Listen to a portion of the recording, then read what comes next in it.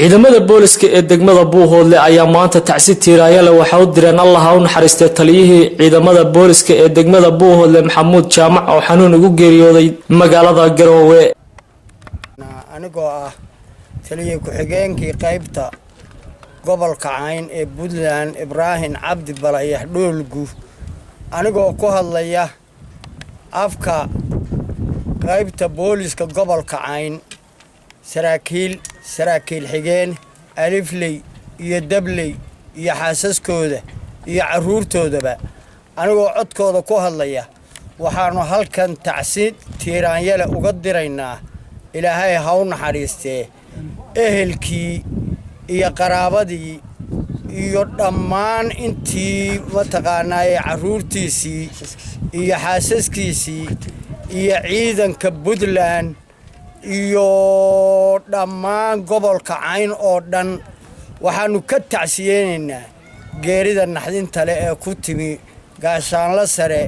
Maxamuud Jaamac Cali wuxuu ahaa nin macquul ah oo وإنا إليه راجعون إنا لله وإنا إليه راجعون إنا لله وإنا إليه راجعون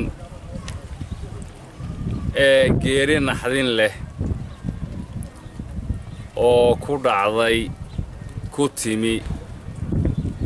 korneylkii qaybta booliska gobolka Cayn gaashaanle sare Maxamuud Jaamac Cali Cilmi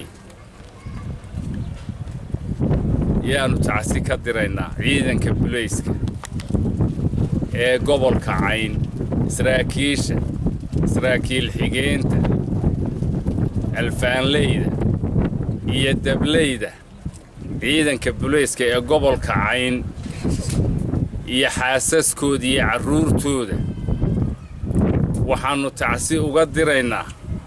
eheladii iyo qaraabadii iyo asxaabtii iyo saaxiibadii